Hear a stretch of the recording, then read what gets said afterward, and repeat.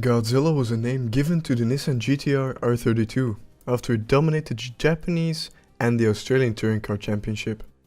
The RB26, new to the R32, turned out to be its holy grail, paired with its advanced four-wheel drive system. The GTR name is now known throughout the car community, with the entire lineup sought after and skyrocketing in price. We'll be looking at some examples to show what this lineup has to offer.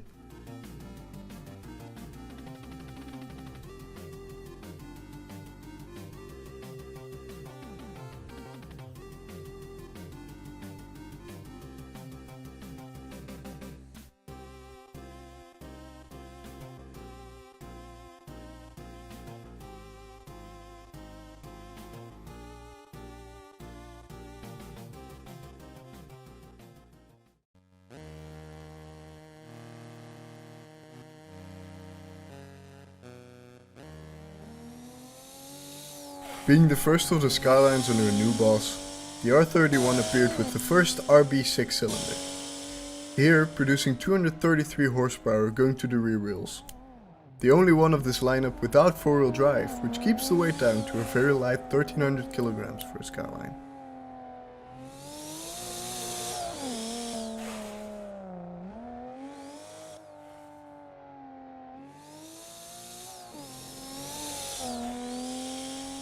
Now onto the flying lap.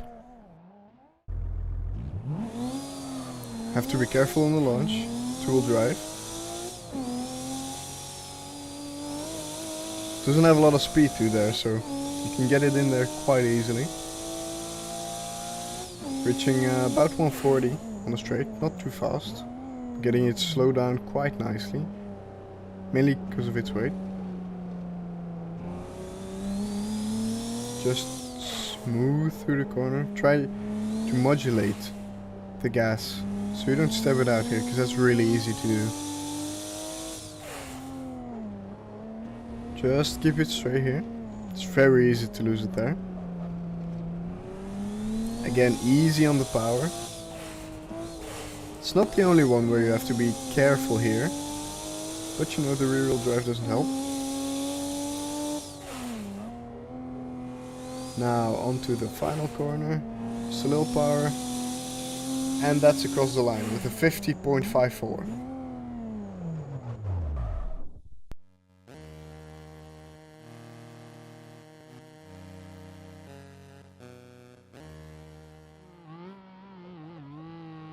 Introducing the RB26, the R32 instantly became a legend, with originally 286 horsepower. But here producing a mild 416 for this engine. Being the first GTR to have all-wheel drive, this model still only weighs in at 1330 kilograms because of intense weight reduction, drawing a lot of inspiration from the Group A monster.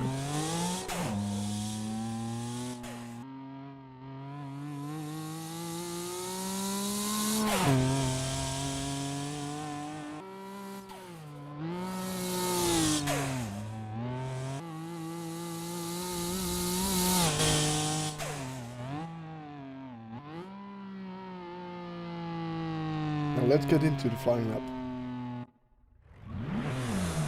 Broke down a bit on the start, but still went away fast. Powerful through the first corner. Getting into fourth gear. Getting it slowed down nicely for the long corner here. The brakes are amazing on this thing. Turning in here. Little bit of understeer. The car is very stable, but it understeers quite a bit. Again, hard on the brakes here. Again, hard to turn it in, but you do have a lot of stability here. Getting through that section nicely, even with the understeer. Now onto the final few corners. Slow down, calm, and collected. And across the line with a time of 47.956.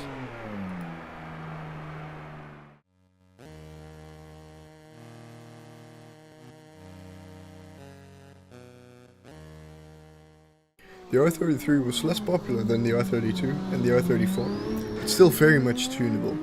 producing 570 horsepower in this model. The 1420 kg weight is one of the reasons why this car was less popular, because it was bigger and heavier than the R32 before it, even though this one also has an amazing amount of weight reduction on it. Now onto the flying lap. Nice and composed launch. Already into third here. Have to be careful because it's so fast you can overshoot this corner. Here you can see the power of this thing. Easily over 180, but we gotta be very early on the brakes because they absolutely suck in this thing. Gotta be really careful here, be really patient, and not get on the power too hard because it will step out. Again here, having to be careful on the throttle because it will kill you. Very early on the brakes again because it does not want to brake. That is a reoccurring theme here. Getting it through here nicely though. Easy on the power. Early shift there. Another early shift to keep it manageable. Still stepping out. Almost losing it there. Downshifting. And now on the power for the last run. And it's across the line with a 50.597.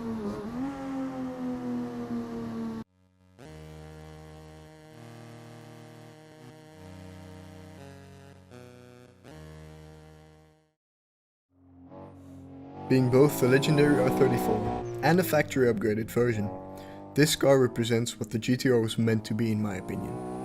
The enlarged RB28 produces a supposed 500 horsepower, which propelled the 1600 kg car to immense speeds.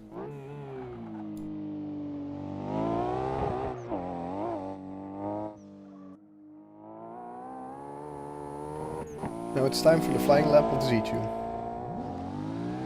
Hard launch, lots of wheel spin. Bogged it a bit in second. Easy through this corner, there's a lot of front end grip. Even though it's quite heavy, it still pulls really hard. And you can go for a long time, almost reaching 200 before braking. The brakes are really nice on this thing, so the braking point there was very easy to hit. Lots of grip here. Here too, so you can get it in the corner very easily. Overshot it here a bit though. On the power again. Late on the brakes. Bit of coast there. Just a bit of push on the front end there though. Easy on the power. And now we can just full power it to the end of the lap. Easy through there. Only a bit of brakes for here. And across the line with a 47.886.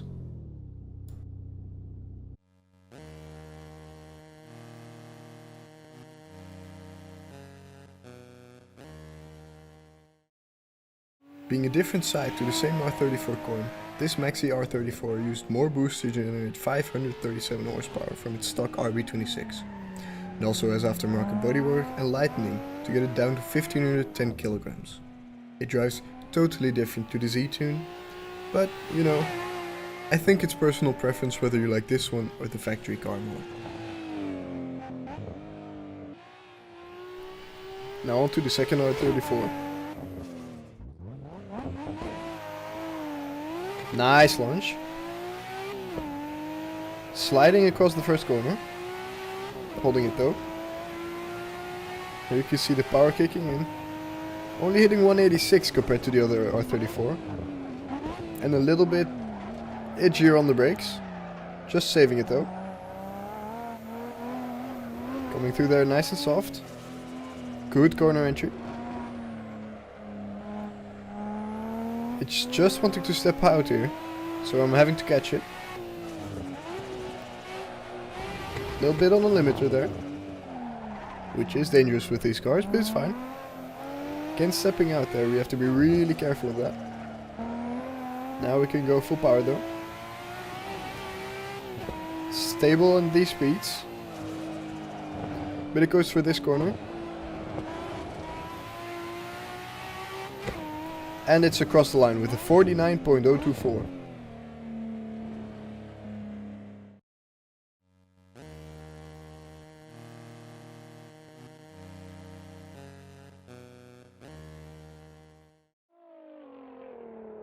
Doing away with the Skyline name, this GTR might have been hard to accept for Skyline purists, but the performance of its VR38 cannot be denied, producing in factory form close to 600 horsepower. Being a much more modern car, it is packed on quite a few pounds, coming in at 1750 kg, but this comes with the advantage of way more advanced systems on it.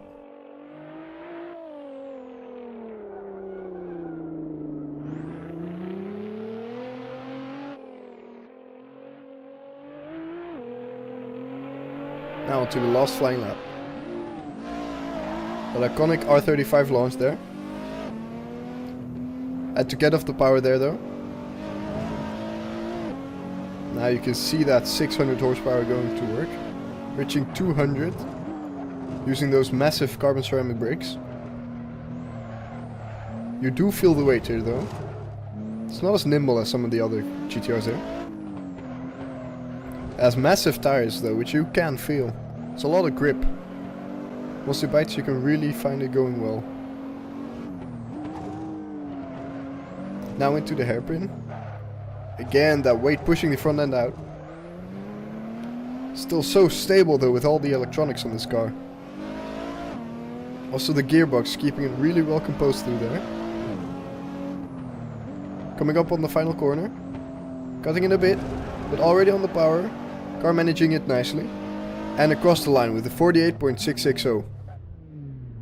Having both the R32 and the R34 Z-Tune edging out the R35 GTR proves that the older Skylines won't give up too easily.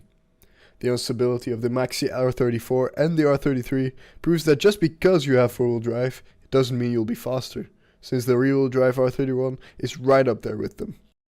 Thank you for watching my look on the godly Skylines on the Togue.